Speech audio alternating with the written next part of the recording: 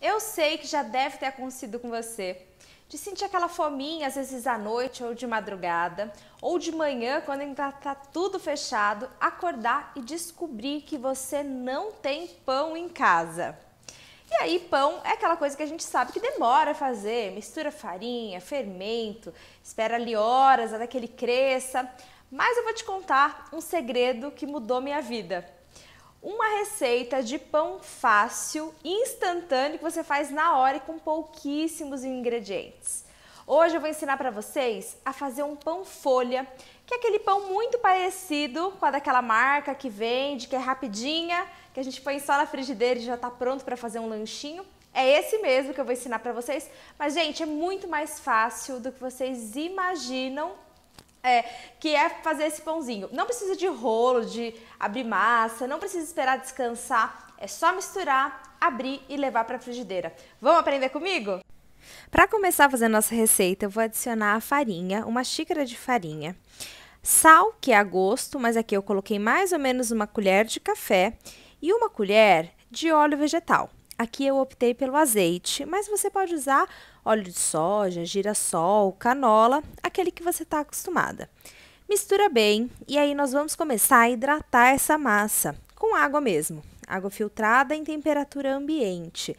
Aqui nessa receita eu utilizei mais ou menos 50 ml de água, mas é importante que você vá colocando aos poucos porque cada farinha tem um ponto de hidratação diferente.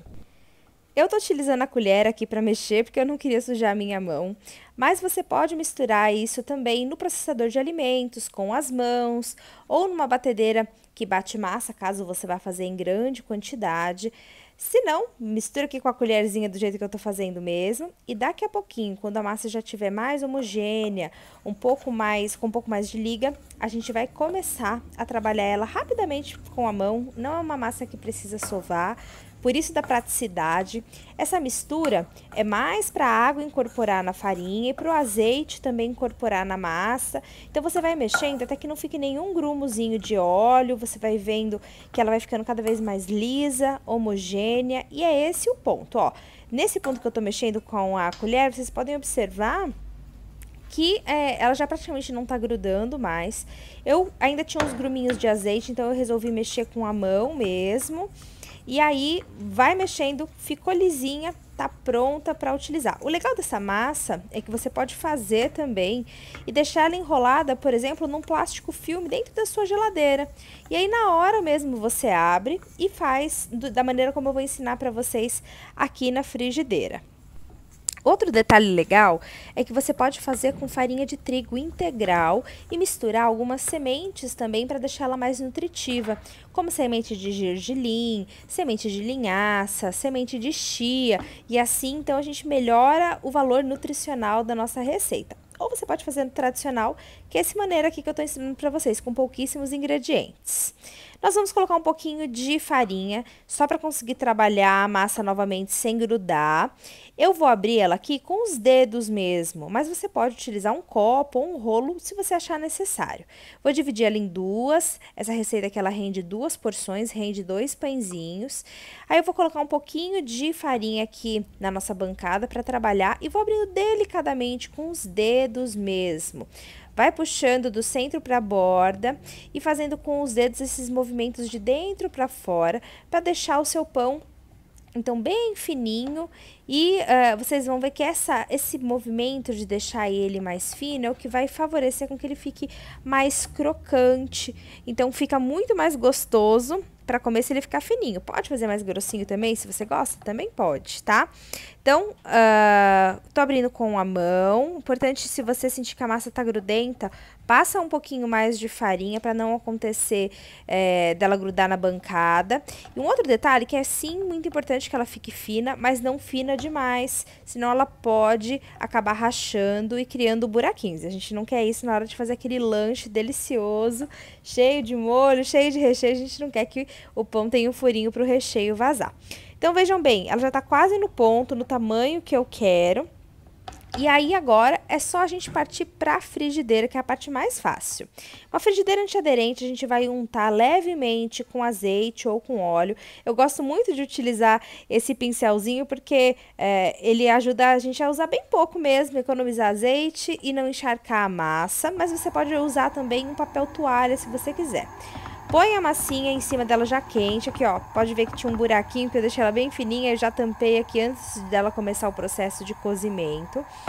E qual que é o segredo para fazer esse pãozinho de uma maneira eficiente sem queimar? Você vai observar que essa massa, aos pouquinhos, ela vai mudando a cor de um branco quase transparente, ela vai tomando mais dourado, e aí é sempre importante você levantar a bordinha dela para ver como é que tá embaixo, né? Se ela tá ficando douradinha já, se tá já querendo queimar. Outra dica importante é usar uma frigideira grossa. Vocês podem ver pela borda da minha frigideira que é uma frigideira mais robusta, porque ela consegue manter o calor sem queimar a massa. Essas frigideiras mais finas, muitas vezes, elas acabam queimando a massa. E aí, você vai deixando ela ficar bem dourada. Você vai ver que o cheirinho começa já ter um cheirinho de pão já que invade toda a cozinha. Aqui eu vou levantando a bordinha para ver se ela já tá ficando dourada. E aí, dourou. É importante que você já vire, não espera para virar, porque ela queima facilmente, né? É uma massa fina que queima facilmente se a gente não tomar cuidado. E se você for optar por colocar, por exemplo, sementes, as sementes elas também podem queimar. Então tem que fazer às vezes com um pouquinho mais de rapidez e tomar cuidado para que você não perca a sua receita. Outra coisa legal é que você pode congelar esse pãozinho folha depois de feito. Então vamos supor, você quer ter sempre esse pãozinho prático para fazer um wrap, para fazer um lanchinho aí na sua casa, faz ele da maneira como eu estou ensinando aqui na frigideira. E aí você vai colocar num plástico de ziplock e guardar no seu freezer. É só tirar ele e deixar em temperatura ambiente ou colocar no micro-ondas, que ele volta à sua textura original e você pode utilizar para fazer o seu lanche. Vocês viram que eu mexi a frigideira, ela tá bem soltinha na frigideira, ela não gruda mesmo. Esse é o ponto, olha, eu vou virar, viram só como ela tá douradinha do outro lado, mas sem queimar, né? Então ela vai ficar bem crocante agora nessa hora. Se você quiser, por exemplo, rechear ela com queijo da sua preferência, nesse momento você pode. E fazer como se fosse uma panqueca ou uma tapioca mesmo, dobrar ela já aí na frigideira e já sair com ela, com seu lanchinho pronto também, é uma possibilidade. Ou você pode tirar para comer depois num lanchinho à tarde. É muito legal para fazer o lanche das crianças também na escola.